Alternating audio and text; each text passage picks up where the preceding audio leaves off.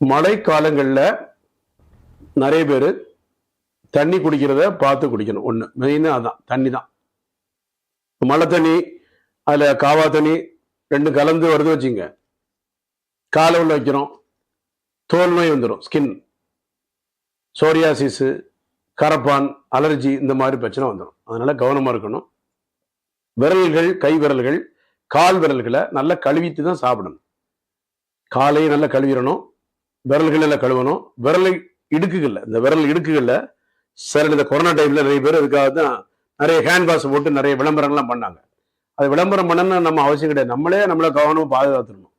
தொந்தரவு வந்த பிறகு ஐயோ அம்மா அப்பான்னு அதை விட காய்ச்சல், தலைவலி, தும்மல், இருமல், சளி, கக்குவான் இருமல், அடுத்த பிராங்கைடிசிஸ், அக்யூட் பிராங்கைடிஸ், கிரானிக் பிராங்கைடிசிஸ், அப்புறம் ஆஸ்துமா, இந்த மாதிரி பிரச்சனைகள் மழை காலங்களில் பனிக்காலம் வரக்கூடிய சீசனல் டிசீஸ், அதாவது பருவகால நோய்கள் இது பேர்.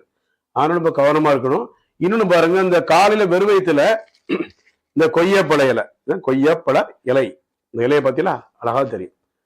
இந்த இலையை என்ன செய்யலாம், நல்ல வெந்நீரில் அனுப்பிட்டு, சில இலை பூச்சிச்சே இருக்கான்னு பார்த்துடணும். இந்த இலையில இந்த பூச்செல்லாம் இருக்கும், இதெல்லாம் பார்த்து நல்ல வெந்நீரில் அலசிட்டு இந்த இலையினுடைய சாறை கொஞ்சம் நல்லா கழுவி இலையை கொதிக்க வச்சு விட சாறு மாற குடிக்கலாம். கொய்யாப்பழ இலை, இதுதான் கொய்யாப்பழ இலை. இந்த இலையுடைய சாறை வெந்நீரில் ஒரு 2, 3, 4, 5 இலை போட்டு ஒரு டம்ளர் தண்ணி ஊற்றி அது 30 to 60 ml நம்ம எடுத்துன்னு செய்யலாம். இந்த இலையுடைய சாரை வெறும் வயிற்றுல குடிச்சோம்னா சர்க்கரை நோய்க்கு நல்ல அருமையான மருந்து இந்த கொய்யாப்பழ இலை. இந்த இலை இப்போ சுகர் டயபெட்டிஸ் மெலிட்டஸ், சர்க்கரை நோயினால நிறைய பாதிப்புகள் ஏற்படுது. இந்த சர்க்கரை நோயினால் வரக்கூடிய பாதிப்புகளுக்கு சித்த மருத்துவத்தில் மருந்தாக பயன்படுத்தக்கூடிய மூலிகைகள் எது அப்படி நம்ம கண்டுபிடிக்கணும். மருந்தே சாப்பிட்டுக்க முடியாது இல்லையா? அப்போ மருந்து, இப்போ இன்சுலின் ஹார்மோனுடைய பற்றாக்குறைனால தான் டயபெட்டிஸ் வருது. அப்போ டயபெட்டிஸ் இருக்கிறனால சுகர் அதிகமாக இருந்தாலும் பிரச்சனை, குறைவாக இருந்தாலும் பிரச்சனை.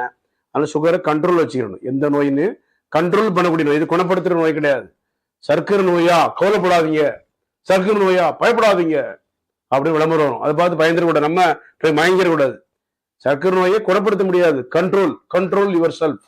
நம்ம அவங்க கண்ட்ரோல் பண்ணிக்க. உணவு கட்டுப்பாடு, உருளைக்கிழங்கு ஐட்டங்கள், மாவு ஐட்டம், கார்போஹைட்ரேட் உணவுகள். கார்போஹைட்ரேட் எதுல இருக்கு?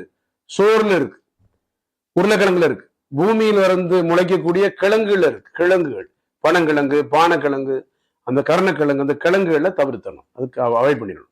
காலை நேட்டுக்கு கோதுமை தோசை, சப்பாத்தி எடுத்துக்கலாம். அப்புறம் வேற ஏதாவது சாதாரண கோதுமை சம்பந்தப்பட்ட உணவுகள், கம்பு, கேழ்வரகு இந்த மாதிரி எடுத்துக்கலாம். மத்தியானம் ரைஸ், ஒரு கப் ரைஸ் எடுத்துட்டு வயசுக்கு ஏற்றா போல காய்கறிகள் நிறைய சேர்த்துக்கணும். அந்த வகையில் இந்த கொய்யாப்பழ இலையினுடைய சாறை நம்ம வெந்நீரில் நல்லா கொதிக்க விட்டுறணும். வெந்நீரை ஃபர்ஸ்ட் கழுவிக்கணும், கழுவிட்டு கொதிக்க விட்டு அந்த சாறை ஃபில்டர் பண்ணிட்டு குடிங்க.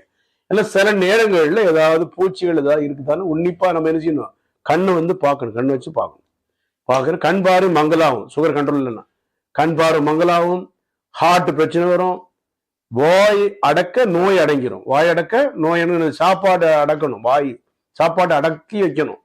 சாப்பாடு அடக்கலைன்னா உடம்பு நோய் என்ன செய்யும், சுகர் கண்ட்ரோல் இல்லாமல் பெருசா போயிடும். அதனால பேர் என்ன, சுகர் அதிகமாச்சுன்னா ஆகும், கையை காலை வெட்டி விட்டுருவாங்க டாக்டர்ல. விரலை வெட்டுங்க, காலை வெட்டுங்க அப்படின்னு.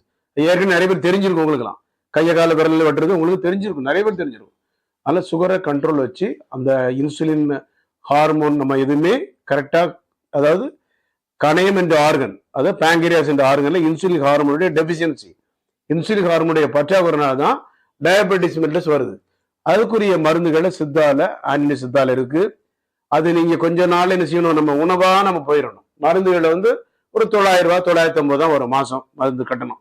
நம்ம சர்க்கரை நோய்க்கூடிய மருந்துகளை மாசம் நீங்க வர முடியலாட்டி கூட பரிசோதனை பண்ணி 35 வயசு, 40 வயசு, 45 வயசு, 25 வயசு, சின்ன வயசு ஆட்களுக்கு கூட சர்க்கரை நோய் வந்துருது. பள்ளி மாணவர்களுக்கு, கல்லூரி மாணவர்களுக்கு, வேலை பார்க்கக்கூடிய பெண்கள், ஆண்கள், அனைத்து பேருக்கு வருது சர்க்கரை நோய்.